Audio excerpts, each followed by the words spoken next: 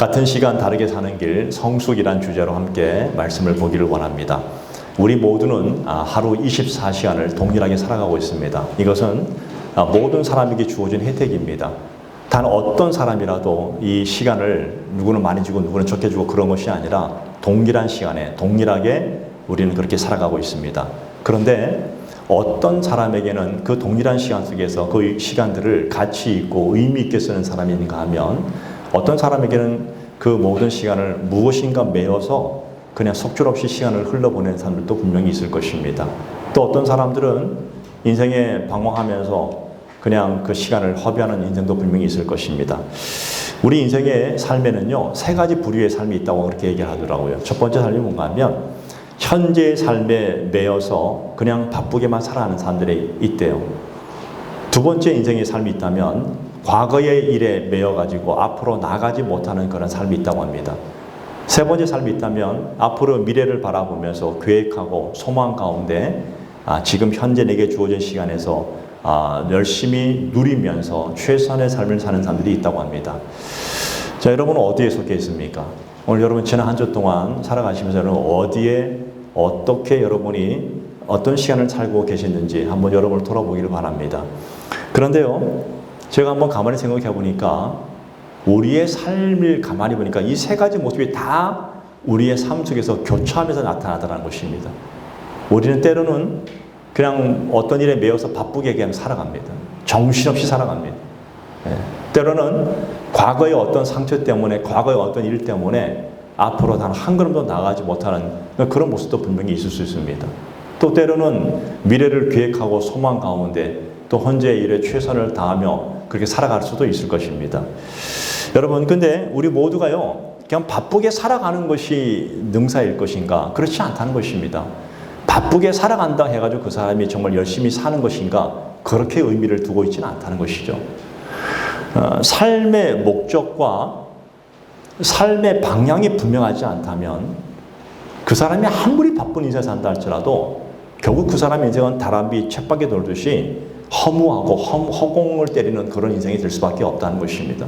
그래서 가만히 보면 임종을 앞두신 분들 마지막에 이렇게 그분의 인생을 유언을 들여다보면 어떤 분은 그래요. 주님 감사합니다.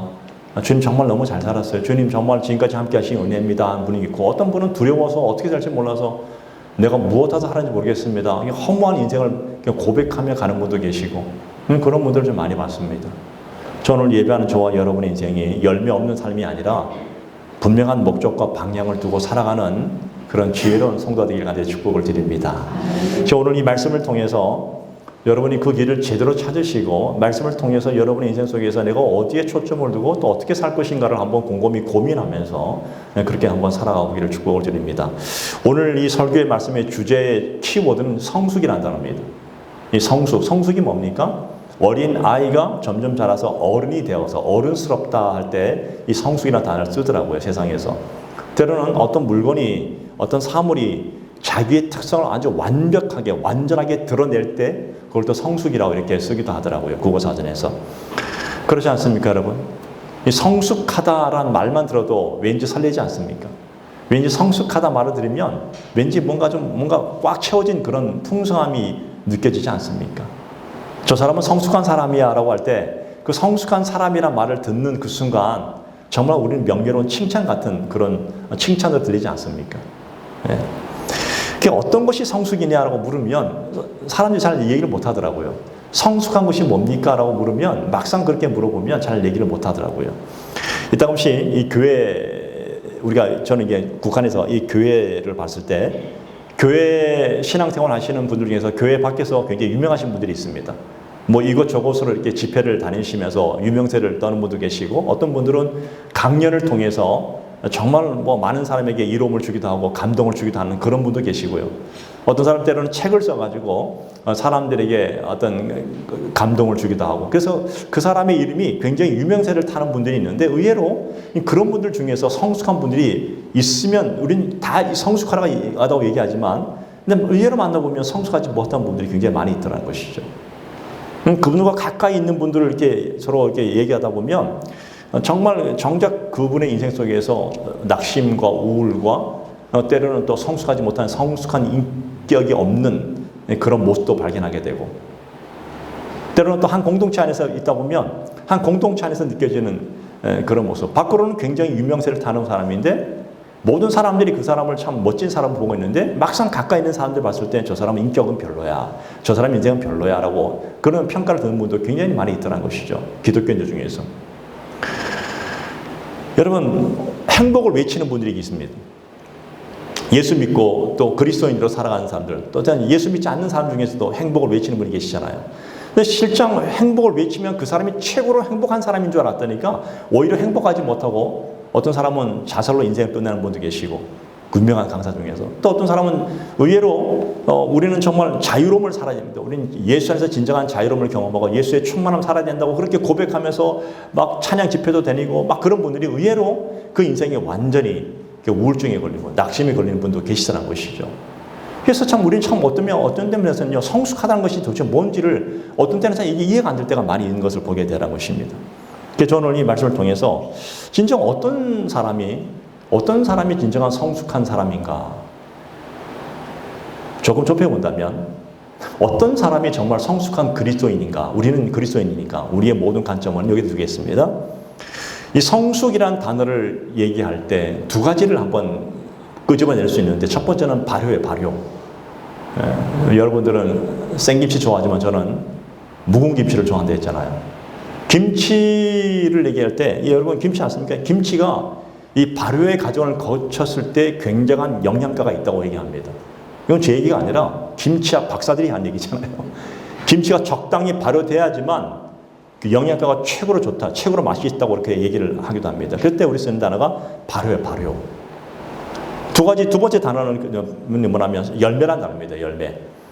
그 예수 그리스도를 따르는 하나님의 백성들로서 또 제자로서 살아가는데, 열매가 어떤 열매인가? 김치가 발효되듯이 예수 그리스도를 따르는 사람들의 삶이 가면 갈수록 깊어지고, 또 그 삶을 통해서 그리스도의 향기가 되는 열매를 드러낼 때 우리는 열매라고 그렇게 얘기를 합니다. 예수님께서 뭐라 말씀하셨냐면, 마태복음 7장에 보게 되면 이렇게 말씀하시죠. 좋은 나무가 있고 못된 나무가 있다, 이렇게 야만. 근데 좋은 나무든 못된 나무든 중요한 것은 열매를 맺지 못하면 찍혀서 불에 던져버릴 것이다, 이렇게 비유를 든 적이 있습니다. 그래서 뭐라고 말씀하자면, 마태복음 7장 20절에 보니까 이렇게 말합니다. 열매로 그들을 알지어다. 열매로 그 사람을 알게 된다. 그 사람이 어떤 때는 그렇게 신앙생활 되게 열심히 하고 심지어 어떤 사람은 방언도 하고 신비적 예언도 하고 엄청나게 대단한 기도도 엄청나게 하는 사람인데 열매가 없어요. 그럼 그건 성숙이 아니라는 겁니다. 그 주님께서 하신 말씀이에요. 그래서 주께서 뭐라 말씀하십니까? 나라도 주여 주여 하는 자마다 다 천국에 갈 것이 아니라고 말한 것이 뭐냐면, 주님의 말씀 앞에 순종의 삶을 살아야 된다는 것입니다. 믿음은 열매로 드러난다는 것이죠. 그럴 때 열매를 얘기합니다. 그래서 저는 오늘 이 두 가지 단어를 가지고 네 가지를 한번 끄집어내기를 원합니다. 오늘 우리는 어떻게 살 것인가? 첫 번째 단어는 뭔가 하면, 첫 번째는 이 성숙이라는 단어를 생각했을 때 목적이 분명해야 된다는 것입니다. 따라합시다. 목적이 분명해야 된다. 오늘 여러분 적어도 예수 그리스도를 믿는 그리스도인으로 살아가는데 목적이 없다면 여러분 신앙생활은 절대로 깊어질 수가 없습니다. 목적이 분명해야 되고 그 목적 속에 인내하는 과정이 필요합니다. 자, 김치를 예로 또 듭니다. 오늘 김치 얘기를 좀 하는데, 배추를 담궈서 즉시 먹는 김치가 아닌 겉절이라고 해요. 겉절이. 여러분 겉절이 아세요? 네, 겉절이 아시죠? 여러분 겉절이가 뭔가 했다니까, 제가 찾아보니까 겉은 살짝 절인 배추가 겉절이래요. 살짝 절인 배추래요. 저는 겉절이가 맛있냐 맛이 없냐 그 얘기하는 게 아니라 깊은 맛이 없다는 거예요. 말 그대로 겉절이에요. 겉절이. 깊은 맛이 없어. 근데 그냥 그 순간은 먹을만해. 근데 김치는요, 깊은 맛이 있어요. 익으면 익을수록 깊은 맛이 우러나고 또 우리 몸에 좋은 영향을 미친다는 것입니다.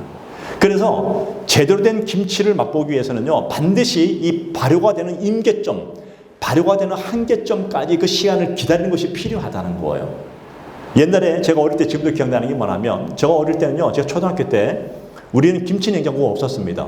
그때 어떻게 했냐면, 우리는 큰 집에 다 모였어요. 우리 큰 집이 같이 살았으니 큰 집 작은 데 한 수십 명이 모여가지고 뭐 했냐면 김장을 했어요. 제 어릴 때 기적으로 김장 보통 한 300포기, 400포기, 500포기 했었어요. 그러면 남자들은 뭐 하냐? 남자들은 뭐 했나? 마당에 뭐 합니까? 땅 파가지고 독을 묻었어요. 그래서 독을 묻은 다음에 김장을 다 하면 그 독에다 묻어가지고 딱 닫아놓고 흙을 다 덮어버리더라고요. 그래서 그걸 겨울 내내 먹게 되는 것을 보게 됩니다. 그런데 언제 어느 순간부터 우리나라가 워낙 똑똑한 분들이 많으시니까 김치 냉장고가 나타나가지고 아무리 넣어도 김치 냉장고가요, 그 땅 속에 있는 것처럼 숙성되는 것이 너무 기가 막히게 잘 된다는 겁니다. 너무 맛있어요. 그렇지 않습니까? 근데 그런 발효되는 그런 과정들을 잘 연구해가지고 정말 싱싱한 김치가 돼서 발효돼서 먹으면 그건 너무나 맛있는 거예요. 이게 열매도 마찬가지 아닙니까? 열매가 농부가 나무를 심었는데 즉시 열매가 맺히기를 원한다는 것은 이건 어리석은 농부예요. 반드시 그 시간이 필요한 거 아닙니까? 나무가 심겨지면 열매를 얻기까지 때로는 1년 아니면 2년, 3년의 세월이 걸릴 수 있을 것입니다. 그래서 좋은 열매를 얻기 위해서는요, 농부들이 반드시 해야 되는 것이 하나 있습니다. 이게 뭔가 하면 나무를 잘 가꾸는 것뿐 아니라 가지치기를 잘해야 돼요.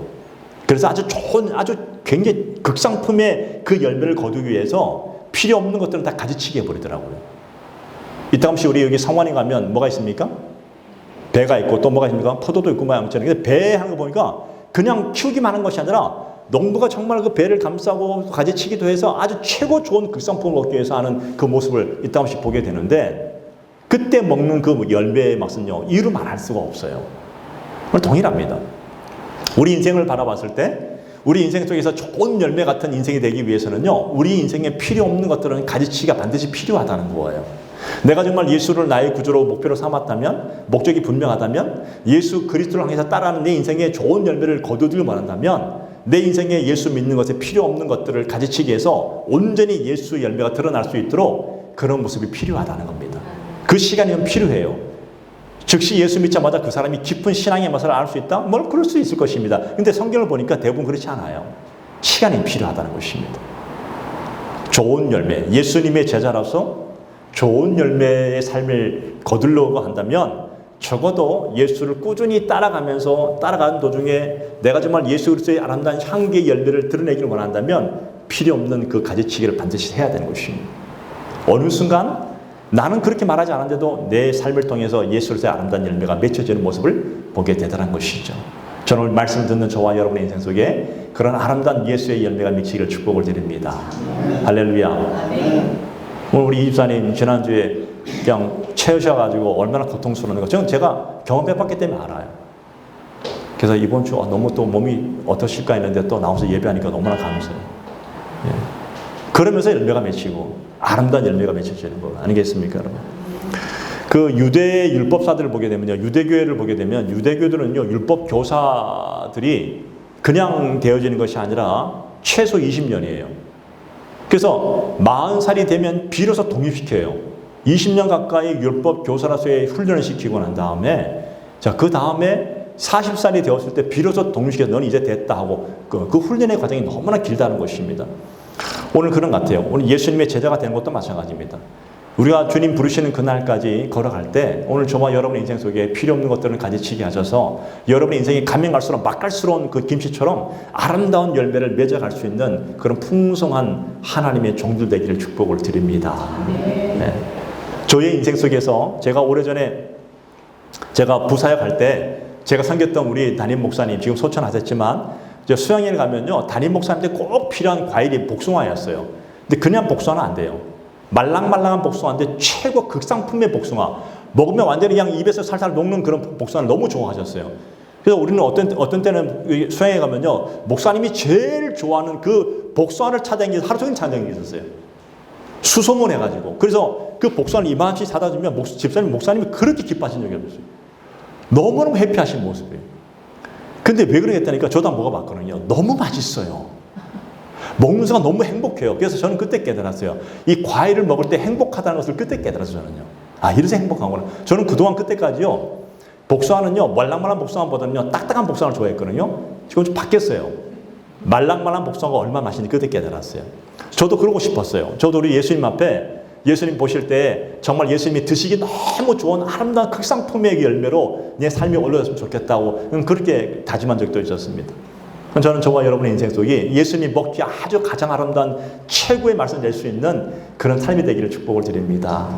오늘 사도 바울이 그렇게 열매를 맺기 위해서 고백했던 내용이 오늘 본문에 나와 있습니다. 자, 본문 12절부터 14절까지를 먼저 같이 한번 볼까요? 자, 제가 12절 먼저 읽어보겠습니다. 내가 이미 얻었다 함도 아니요 온전히 이루었다 함도 아니라 오직 내가 그리스도 예수께 잡힌 바 된 그것을 잡으려고 달려가노라. 자, 밑줄 한번 가볼까요? 자, 잡으려고 달려가노라. 볼펜 있으면 한번 거기다 밑줄 한번 쫙 동그라미 쳐보시기 바랍니다. 잡으려고 달려가노라.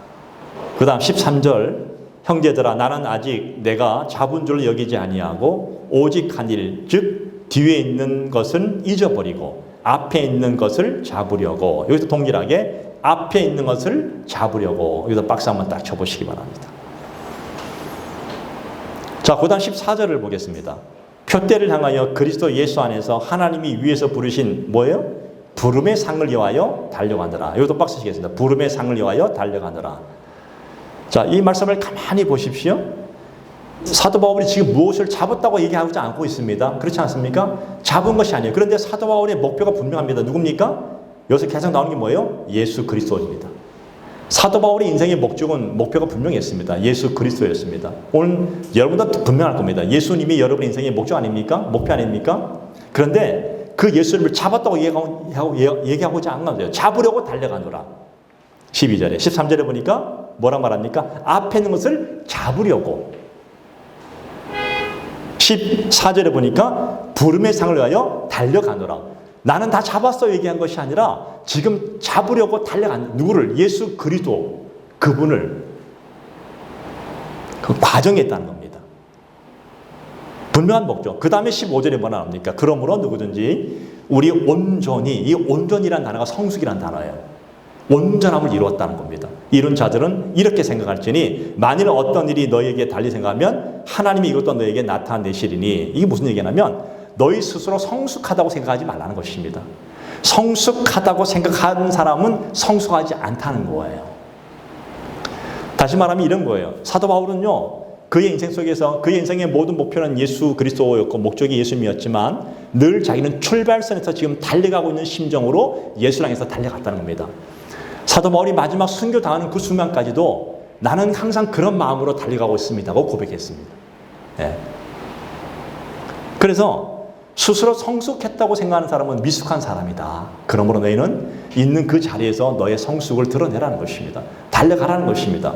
오늘 여러분, 우리가 주님이 우리 인생의 목적이라면, 지금 여러분이 그렇게 달려가고 있다면 여러분 멈추지 마시고 오늘 사도 바울처럼 부름의 상을 위해서 지금도 끊임없이 달려가기를 축복을 드립니다. 멋지지 않습니까? 그래서 성숙한 사람들은요, 목적이 분명할 뿐 아니라 인내로서 그 길을 걸어갈 수밖에 없다는 것이죠. 자, 이런 사람들은 어떤 상황 속에서도 포기하지 않습니다. 잠깐은 머뭇거리며 걸어갈 수는 있어도 포기하지 않고 달려갈 수 있다는 것입니다. 그래서 오늘 야고보서 5장 7절에 보니까 이렇게 말합니다. 그러므로 형제들아 주께서 강림하시기까지 길이 참으라. 보라 농부가 땅에서 나는 귀한 열매를 바라고 길이 참아 이른 비와 늦은 비를 기다리나니. 농부를 비유했습니다. 농부가 그 열매를 거두기 위해서요 기다리는 거예요. 이른 비와 늦은 비, 길이 참았다요.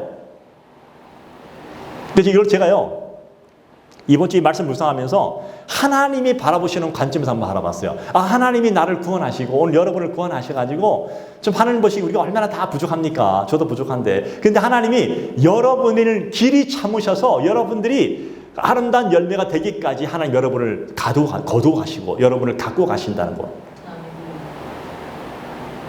내 인생에 고난이 있고 내 인생에 문제가 있는 거 이것조차도 이것이 내게 불행이 아니라 이 모든 과정을 통해서 나를 인도하게 하시고 그걸 통해서 내 삶을 받으기를 원하시는 주님. 오늘 야고보서 5장 11절에 보니까 보라 인내하는 자를 우리가 복되다 하나니 너희가 욥의 인내를 들었고 주께서 주신 결말을 보았거니와 주는 가장 자비하시고 긍휼히 여기시는 이시니라. 농부처럼 인내하는 것처럼 욥도 마찬가지 아니었습니까? 욥은 사상 최고의 고난을 겪었습니다. 그는 잘못하지 않았어요. 그는 시마다 때마다 하나님께 예배하고 하나님께 경배하고 하나님께 드리고 이런 삶을 살았는데 이 사단의 시기로 말하면 하나님이 시험하게 하시죠. 근데도 욥은 어땠습니까? 동서남북에 꽉 맞춰 있다 할지라도 욥은 인내했다는 겁니다.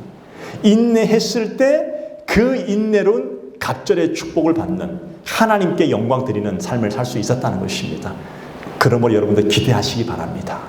여러분의 삶 속에 고난이 있습니까? 또 문제가 있지 않습니까? 여러분 기대하십시오. 하나님 여러분의 인생을 갑절로 축복할 줄로 믿습니다. 그래서 인내하라는 거예요. 네.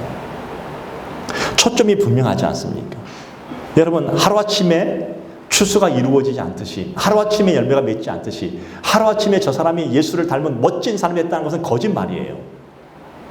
어느 날 갑자기 어떤 사람이, 젊은 사람이 툭딱 나타나가지고 뭐 예언도 하고 뭐도 하고 뭐 죽은 자 살린 이런 사람이 성숙한 사람이 아니에요.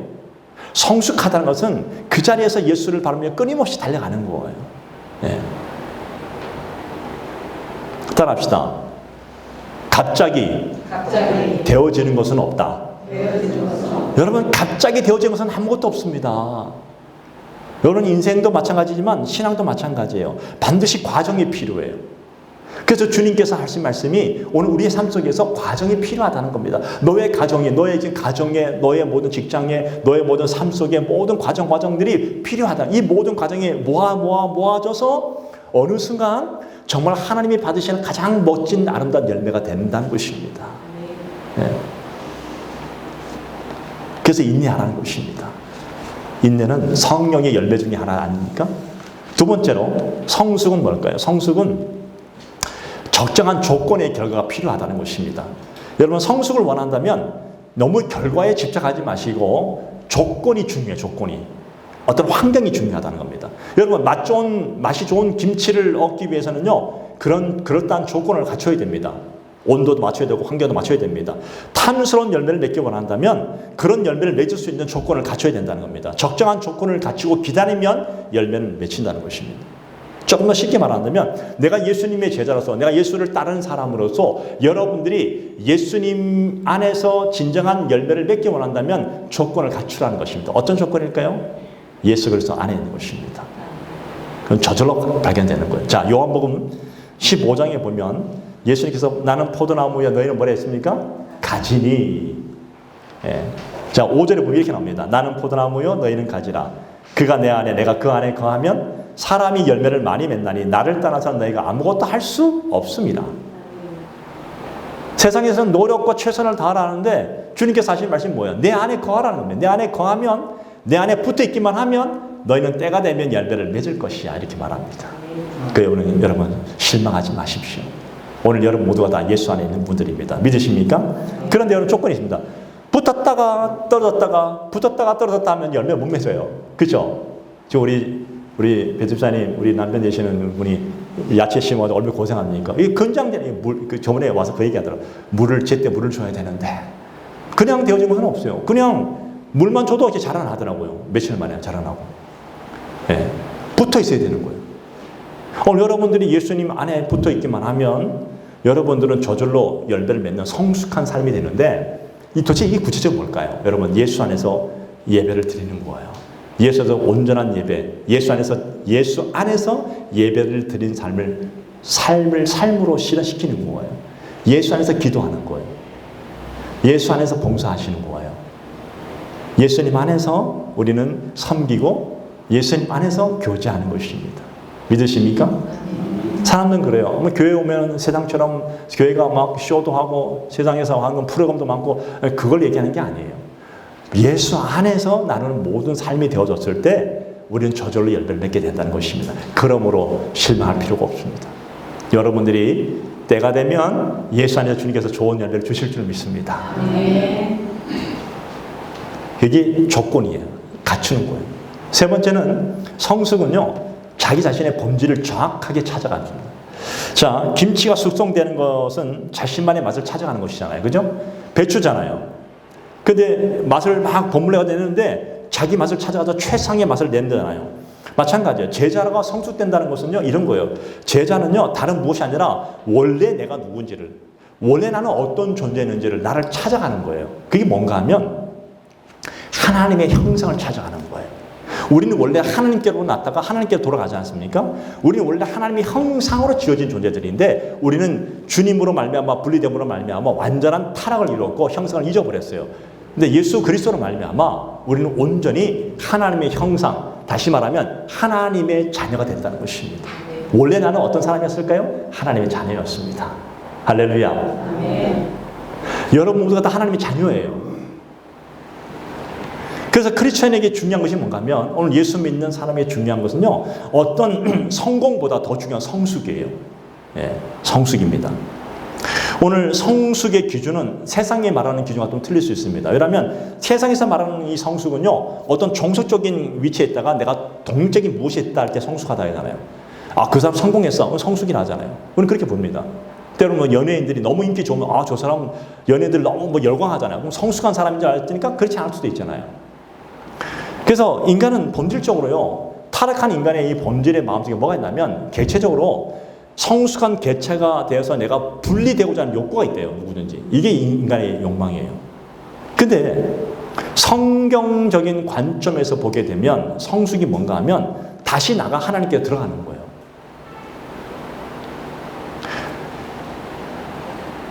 성경에 보게 되면 그 얘기를 온전히 우리에게 지금 말씀하고 계시는 거 보는데, 자, 죄가 관영했던 이 노아 시대 때 보세요.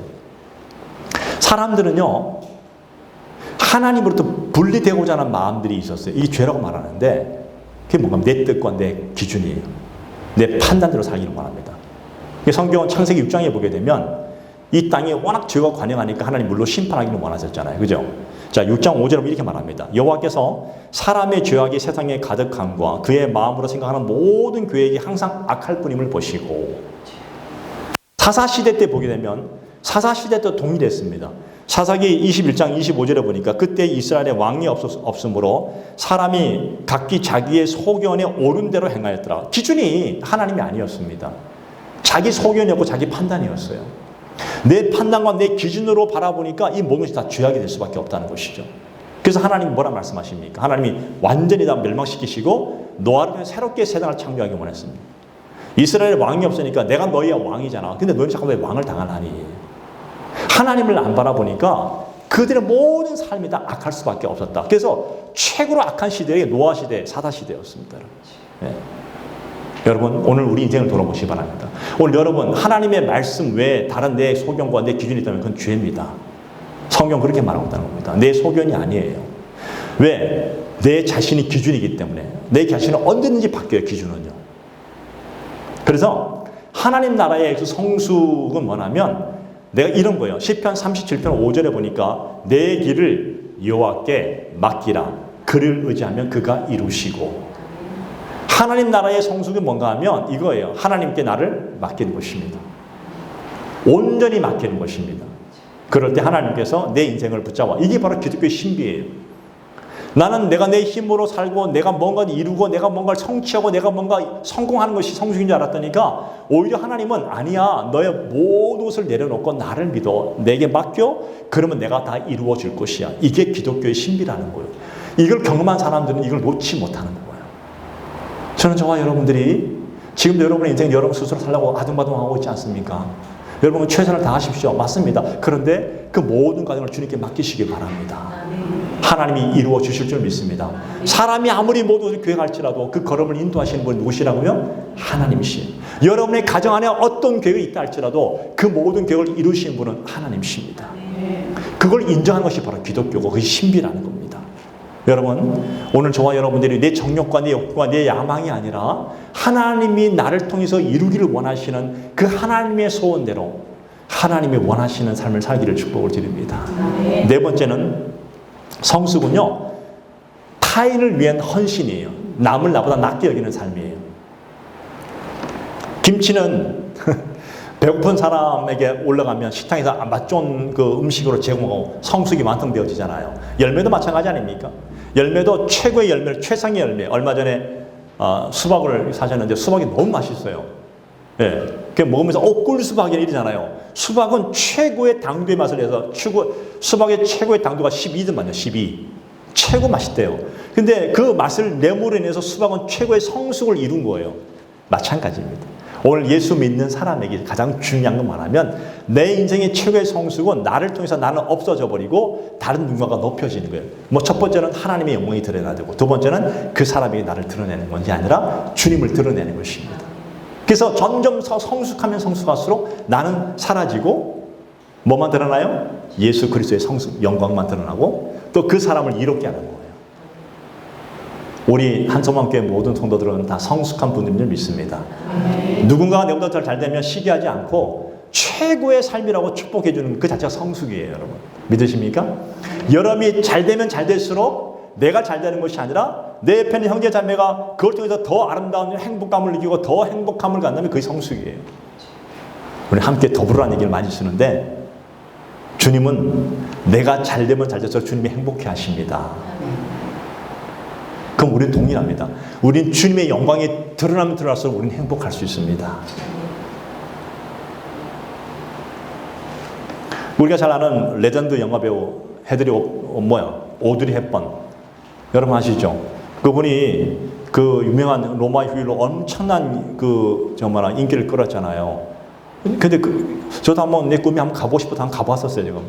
그걸 앉아보기도 하고, 계단에 앉아보기도 하고, 진실에 손 놓기도 하고 했는데, 그 오드리 헵번이 은퇴하고 난 이후에 뭐 했습니까? 유니세프 친선대화 돼가지고 아프리카에 봉사도 많이 했잖아요. 그분은 그런 얘기를 했잖아요. 내 손은 두 개가 있대요. 하나의 손은 나를 위한 거, 하나의 손은 타인을 위한 것입니다. 평생을 은퇴한 이후에 타인을 위한 그런 봉사와 섬김, 헌신을 하다가 93년도에 암으로 세상을 떠났어요.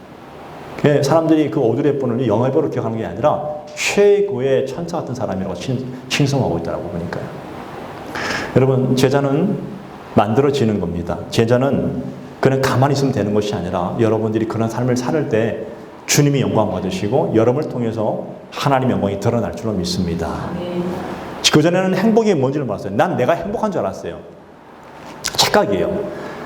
왜 내가 저 사람 때문에 내가 왜 고통당해야 돼? 왜 내가 저 사람 때문에 나가 왜 이렇게 힘들어해? 그것이 투정하고 그게 원망이었는데 아니었어요, 여러분. 고생을 하고 나니까 그 고난의 시간을 겪어보니까 그때가 가장 행복했습니다. 그 고난과 그 아픔이 있었기 때문에 내가 주님 앞에서 아름다운 열매로 성숙되어진 거예요. 믿으십니까?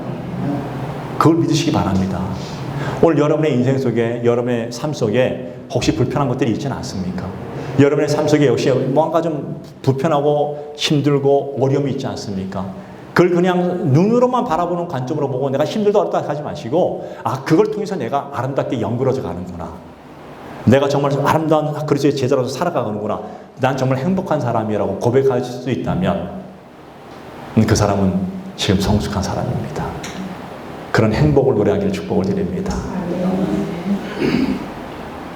오늘 저와 여러분의 인생 속에서 그렇지 않습니까? 우리의 삶을 통해 내 언어를 통해서 내 행동을 통해서 내 얼굴 표정을 통해서 누군가가 내 삶을 통해서 예수를 바라볼 수 있다면 그 사람은 지금 성숙한 사람이에요. 바라기는 저와 여러분의 인생 속에 여러분의 언어와 여러분의 얼굴 표정과 여러분의 삶을 통해서 모습을 통해서 여러분의 삶에서 은연중에 그리스도의 향기를 드러낼 수 있는 그런 복된 삶을 살기를 간절히 축복을 드립니다. 그런 아름다운 열매를 드러내기를 축복을 드립니다. 우리는 예수 믿고 단순히 천국 간다는 그런 개념 사는 존재들이 아니에요.